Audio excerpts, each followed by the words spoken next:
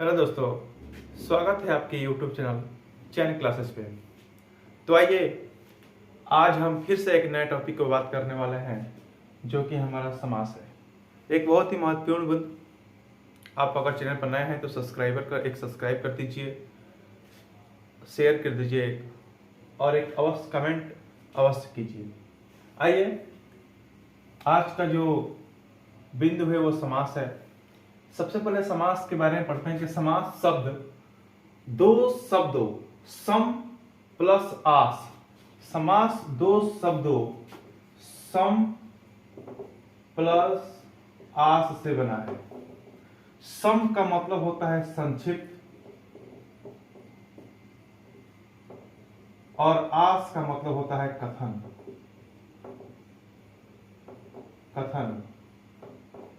संक्षिप्त कथन।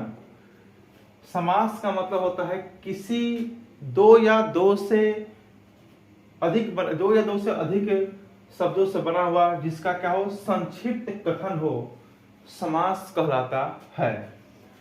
तो समास दो शब्दों से बना है, पहला सम दूसरा आस। जिस सम का मतलब संक्षिप्त, आस का मतलब कथन से मेल से बना शब्द जिसका अर्थ होता है संक्षिप्त कथन समास।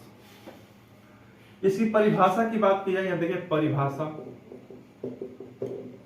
परिभाषा की बात की जाए तो दो या दो से अधिक शब्दों से मिलकर बने हुए नए सार्थक शब्द को समास कहते हैं।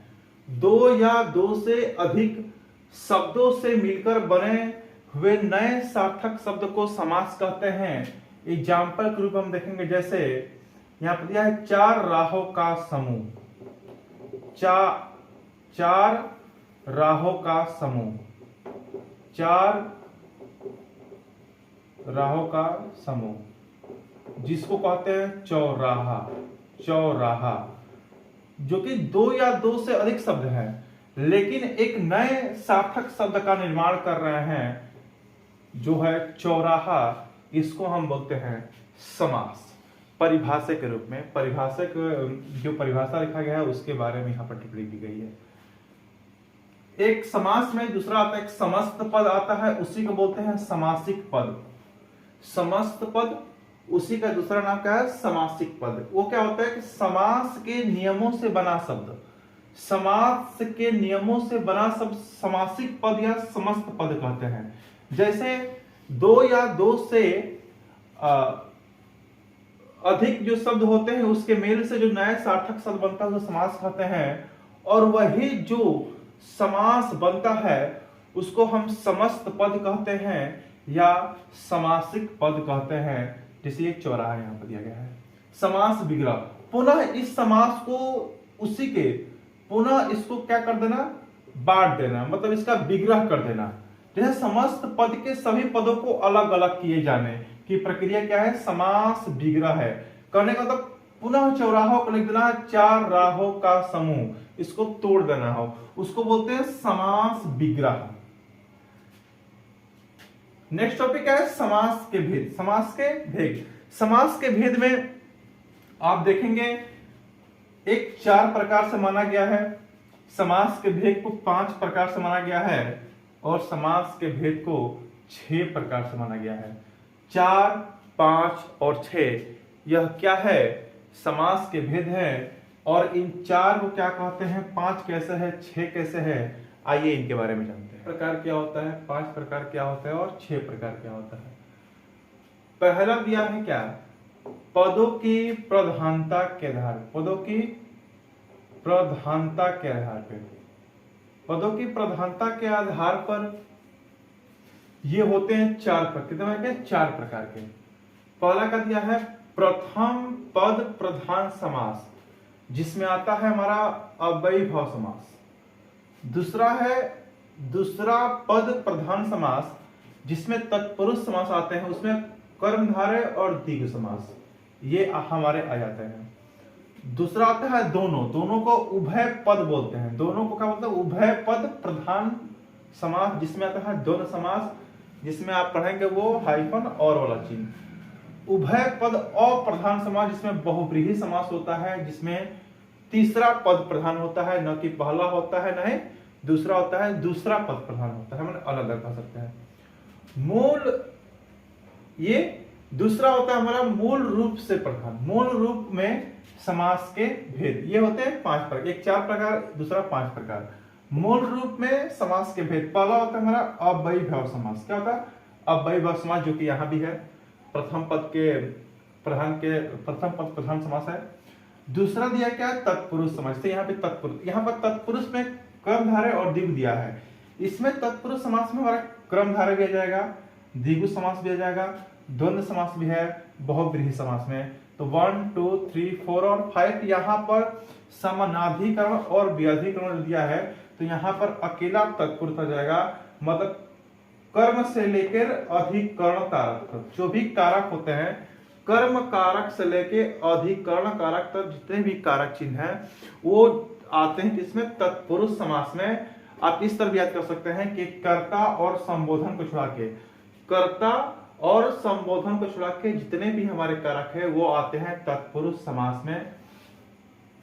और जो कि व्याधिकरण है, जिसमें समानाधिकरण में हमारा जाएंगे तत्पुरुष समास में कर्मधारय, द्वंद्व समास, द्विगु समास और बहुव्रीहि। लास्ट हमारा बचा है 6। अब ये 6 जो टाइप होते हैं या किस समास में आता है ये हम देख रहे हैं। समास के भेद में 6 टाइप वाला है। 6 हिंदी में समास के भेद, हिंदी में समास के भेद ये 6 प्रकार के होते हैं। पहला अव्ययीभाव समास, कर्मधारय समास, द्वंद्व समास, द्विगु समास, बहुव्रीहि समास और तत्पुरुष समास। और पदों के आधार पे पढ़ें, मूल रूप से पढ़ें और हिंदी में समास के भेद पढ़ें। और आज हम लोग हिंदी के ही जो समास के भेद हैं 6, ये अव्ययीभाव, कर्मधारय, द्वंद्व, द्विगु और बहुव्रीहि और तत्पुरुष, इन्हीं के बारे में हमें पढ़ना है। तो सबसे पहले हम पढ़ते हैं अव्ययीभाव समास। क्या आखिर अव्ययीभाव समास क्या होता है? अव्ययीभाव समास क्या होता है, इसकी परिभाषा की बात करें तो देखा है, जिस समास में प्रथम पद अव्यय हो, प्रथम पद क्या हो? अव्यय हो, वह प्रधान हो। इसमें इसका तात्पर्य है कि इसमें प्रथम पद प्रधान होगा। प्रथम पद क्या होगा? प्रधान होगा। तो प्रथम पद प्रधान हो, बाद वाला पद क्या हो? संज्ञा हो, उसको क्या बोलते हैं? अव्ययीभाव समास कहते हैं। एग्जाम्पल देखेंगे कि आजीवन माने जीवन भर, आजीवन मतलब आजीवन का तात्पर्य है, इसका समास विग्रह करेंगे मतलब जीवन भर, जीवन भर। प्रत्येक दिया गया है, प्रत्येक, प्रत्येक मतलब हर एक, हर एक, यथाशक्ति, यथाशक्ति मतलब शक्ति के अनुसार, शक्ति के अनुसार। कनेक्ट पर है किसे? पहला पद क्या है? पहला पद क्या है इसमें? पहला पद वो प्रधान है। क्या है? प्रधान है। तो आप पढ़े हैं वो 4 प्रकार में जो हम पढ़े थे, वहां भी अव्ययीभाव समास पहला पद प्रधान है। और सेकंड में हम पढ़े थे 5 प्रकार, तो वहीं पहला पद प्रधान था। और हिंदी में जो समास है, जो पहला अव्ययीभाव समास हम पढ़े हैं, वहां भी ये पहला पद क्या है? प्रधान है। तो इसके हिसाब से हम कह सकते हैं कि जिस समास में प्रथम पद प्रधान हो और दूसरी पद संज्ञा हो तो क्या कहेंगे? अव्ययीभाव समास कहेंगे। या कह सकते हैं कि पहला पद अव्यय हो, वह प्रधान हो, और सेकंड पद क्या हो? संज्ञा हो, उसको कहेंगे हम अव्ययीभाव समास। नेक्स्ट एक चीज यहां पर हम नोट में लिखेंगे, एक चीज यहां पर हम नोट में लिखेंगे,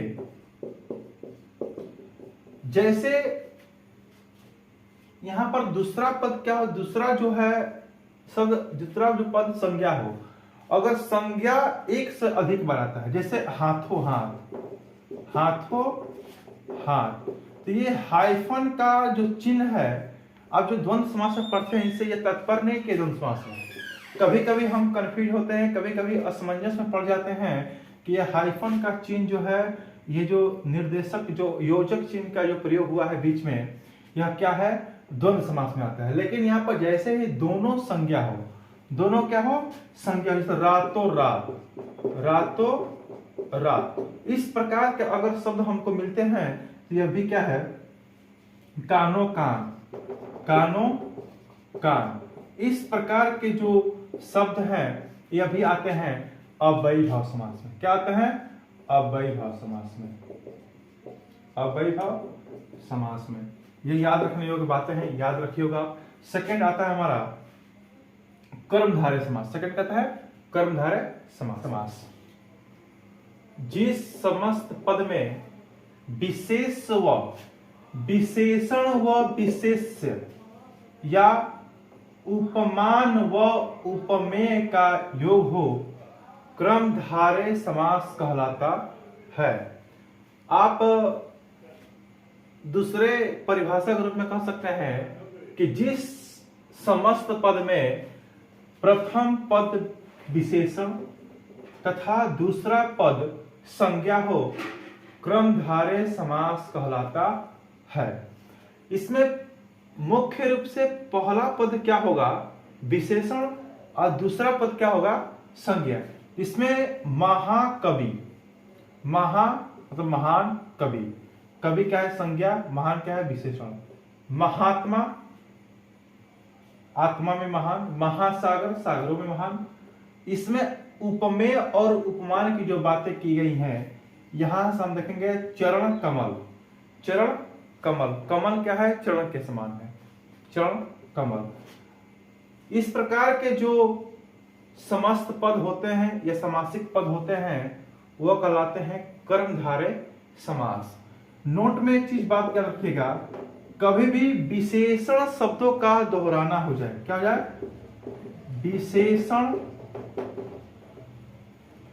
पदों का दोहराना हो जाए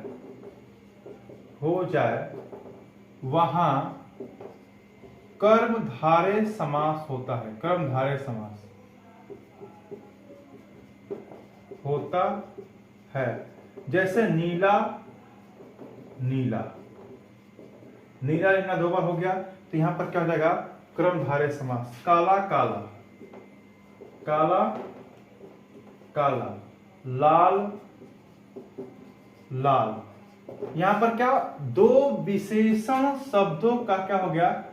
दोहराना हो गया। तो हम कह सकते हैं क्या है ये?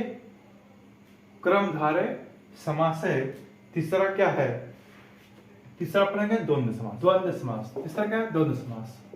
द्वंद्व समास की परिभाषा क्या है कि जिस समास पद में दोनों पद प्रधान हो तथा एक दूसरे के विलोम हो तथा विलोम जैसे हो वह द्वंद्व समास होता है। जैसे वो एक दूसरे के विलोम हो या विलोम जैसा हो। आप ये चिन्ह पर न जाइएगा कि योजक चिन्ह का प्रयोग हुआ है, यहाँ पे निर्देशक चिन्ह का प्रयोग हुआ है, या जो भी यहाँ पे चिन्ह का प्रयोग हुआ है, तो इससे मजा है कि अगर चिन्ह का प्रयोग हुआ तो ये क्या हो गया? द्वंद्व समास हो गया। नहीं, क्योंकि कर्मधारय समास में भी होता है इस चिन्ह का प्रयोग, अव्ययी भाव समास में भी होता है। यहाँ पर परिभाषा को ध्यान देना है। कह रहा है कि विलोम हो या विलोम जैसा हो। जैसा कि आप देख सकते हैं दूध रोटी विलोम माता पिता, साग पात तो विलोम नहीं है लेकिन विलोम जैसा है। चाय वाय विलोम नहीं है, विलोम जैसा है। आकाश पाताल विलोम है, कपड़ा लता विलोम जैसा है। तो जहां पर भी आपको विलोम दिखे या विलोम जैसे दिखे, समासिक पद व समासिक पद जो विलोम हो या विलोम जैसा दिखे वहां पर हम कहेंगे द्वंद्व समास। तो आज इस वीडियो में यहीं तक पढ़ते हैं। नेक्स्ट वीडियो में आपको बहुब्रीहि समास, तत्पुरुष समास और द्विगु समास और एक समास का जो निचोड़ है आपको मिलेगा। तब तक के लिए धन्यवाद। अच्छा लगा सेशन तो आप सब्सक्राइब कर दीजिए, शेयर करिए।